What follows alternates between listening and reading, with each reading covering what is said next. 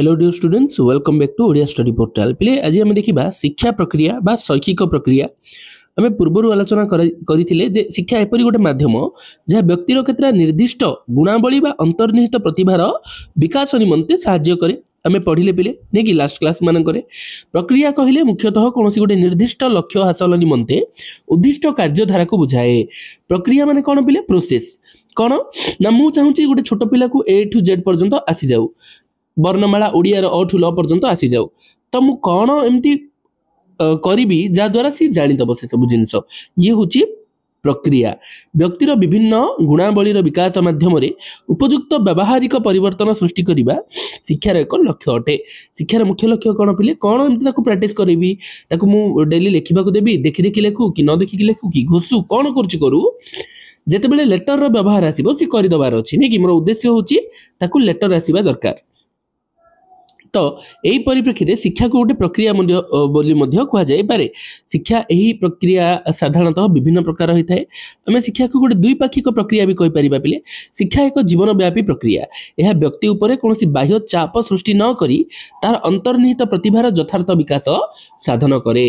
गोटे picnic party arrange कल पिले तुम सांगसाथी सब ग्रुप हो ठीक अच्छे एग्जांपल दा तुम जिते बाहरुच तुम देख लो तुम सांगसाथी मैंने बहुत कंजूस थे तुम ऊपर सब खर्च पड़गला नेक्स्ट टाइम जिते ये प्रकार पार्टी अरेंज हम तुम आउ जीव कि ऑब्वियसली जीवनी पिले नहीं कि तो ये कौन तुम शिखिल अंतर्निहित गुण ऑटोमेटिक डेवलप है तुम कौ जिनस को एवॉइड कर कौ जिनस को एक्सेप्ट कर नहीं कि तो जॉन आडम्स एवं अन्य केतेक शिक्षाविदों मतरे शिक्षा गोटे द्विपाक्षिक प्रक्रिया कौन ना कारण ये प्रक्रिया सहित शिक्षक और शिक्षार्थी दी जन व्यक्ति विशेष भाव में संपृक्त टीचर शिखौंती तुम शिखुच तुम किसी डाउट पचार टीचर आउ थे सल्व करदे ये दीटा जिनसर महत्व अधिक रही है। ये प्रक्रिया में शिक्षक और शिक्षार्थी मध्य मुख्यतः भावर आदान प्रदान हुए जड़े शिक्षा प्रदान कले अन्य जड़े शिक्षा को ग्रहण करें जड़े कहले अन्य जड़े शुणी थाए जड़े निर्देश प्रदान कले अन्य जड़े यहाँ पालन करें।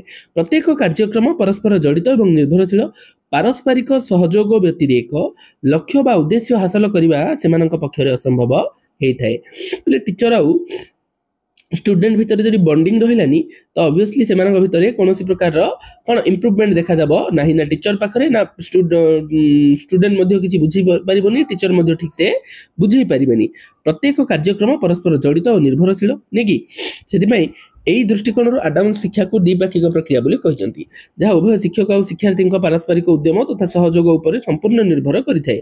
उपनिषद वर्णानुजाई शिक्षार द्विपाक्षिक प्रक्रिया शिक्षक गोटे मेरु प्रांत बा शिक्षार्थी एवं शिक्षार्थी आउ गोटे विपरीत मेरु अटंती। शिक्षकों प्रदत्त ज्ञान पारस्परिक मत विनिमय आलोचना रूपक माध्यम द्वारा शिक्षार्थी निकट पहुंची थाए उभयों मध्य संजोग स्थापन होता है। अति सहज जिनस नहीं कि बिले रसंगमत गोटे चुंबक पर शिक्षार दुईटी मेरु प्रांत थाए ठीक सेमती द्विपाक्षिक प्रक्रिया उभय शिक्षक और शिक्षार्थी भूमिका सेमती गुरुत्वपूर्ण।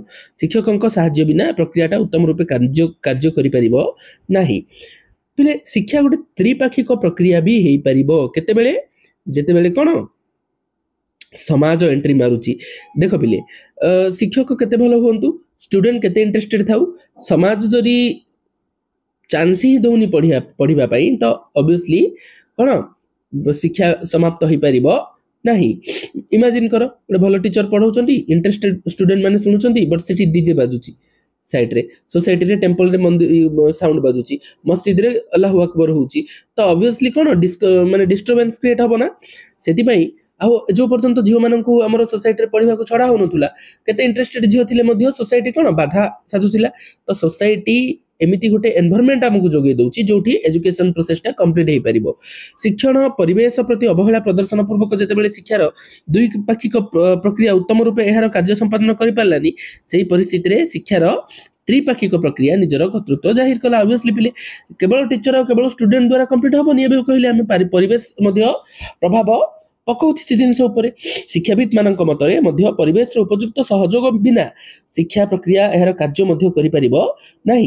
जॉन डीवी एवं अन्य केतेक शिक्षाविदों मतरे शिक्षा यार आधुनिक संज्ञा अनुसार त्रिपाक्षिक अटे। शिक्षा वास्तव में कौन पिले त्रिपाक्षिक यही पक्ष गुड़िक मेरु गुड़िक हूँ शिक्षार्थी शिक्षक और परिवेश समस्त प्रकार शिक्षा समाज तथा सामाजिक परिस्थिति ही तो सृष्टि हुए। पुनश्च जॉन डीवी कहती विभिन्न जाति बा समाज विभिन्न गोष्ठीर जीवन धारण प्रणाली सहित सामिल होई व्यक्ति निजको शिक्षित कराई थाए। तांका मत अनुसार समस्त प्रकार शिक्षा समाज रे एवं समाज माध्यम रे ही संगठित हुए। समाज द्वारा ही सब शिक्षा आमे ये होची। शिक्षा प्रक्रिया रे शिक्षक एवं शिक्षार्थी व्यतीत समाज रो भूमिका गुरुत्वपूर्ण। सामाजिक परिवेश शिक्षक और शिक्षार्थी पय अनेक अनुभूति ज्ञान हरण करिवार सुजोग मध्ये दिए। फलतः शिक्षार्थी समाज उपयोगी हेबा पय समर्थ मध्ये हुए। पाठ्यक्रम वास्तव रूपायन शिक्षा प्रक्रिया तीनटा मुख्य उपादान यथा जमी शिक्षक शिक्षार्थी और समाज भितर पारस्परिक संपर्क आउ कार्यक्रम उपर निर्भर करिथाए। समाजर आवश्यकता को विचार करी शिक्षक और शिक्षार्थी व्यक्तित्व तथा आचरणगत परिवर्तन पाई उद्यम करिथाए। परिवेश जोगौची पिले सुजोग शिक्षक चेष्टा करती से सुजोगर फायदा उठे केमती सी पिलाटा को चेंज करेंगे तार आचरणगत परिवर्तन बा जहाँ उद्देश्य शिक्षार नहीं कि तो ये आम एमती ए प्रकार तुम चित्र रिप्रेजेंट कर पार। शिक्षा प्रक्रिया कौन शिक्षक समाज भीतर इंटरेक्शन समाज शिक्षक शिखिले शिक्षक समाज को किसी शिखेले जहाद्वारा समाज एलाउ कला शिक्षार्थी आउ समाज भितर शिक्षक भितर ट्रायंगल कनेक्शन रहुची जानि परिबो। सामाजिक परिवेशर व्यापकता मध्य शिक्षा उभय शिक्षक और शिक्षार्थी को सेमानकर कार्य पई मूल भित्ति प्रदान करे। आधुनिक शिक्षा विज्ञान शैक्षिक प्रक्रिया रे शिक्षार्थी को यथेष्ट गुरुत्व प्रदान करिथाए। मात्र समाज तथा यार सामाजिक अर्थनैतिक राजनैतिक दृश्यपटरे परिवर्तन एवं आवश्यक दृष्टिकोण वर्तमान जीवन केन्द्रिक शिक्षा उपर यथेष्ट गुरुत्व प्रदान करा जाउछि बिले कहीं सोसाइटी चेंज न होले पाठ एलाउ ही होबनी तमे पढिबो केमति नै कि। तो शिक्षक शैक्षिक परिवेश व्यतीत शिक्षा प्रक्रिया तीनटा उपादान रहुची कौन पिले शिक्षक शिक्षार्थी शिक्षण परिवेश आउ कौन निजे शिक्षार्थी सबुजाक जरूरी पिले। देख ये जो शिक्षार संकीर्ण अर्थ और शिक्षार व्यापक अर्थ सहित पाठटी को आम आर क्लास रे नेक्स्ट क्लास रे कंप्लीट करदबा। तापर तुम आउ गोटे क्लास रे प्रश्न उत्तर तुमको प्रोवाइड करदेवी। अदरवाइज एजुकेशन क्लास आगु ही तुमको गोटे नॉर्मल टाइम रे मु प्रश्न उत्तर दे देबी। 2 number next 3 number education class रे आमे 2 नंबर पाठ को जीवा पिले। ठीक अच्छे आज एतिकी धन्यवाद।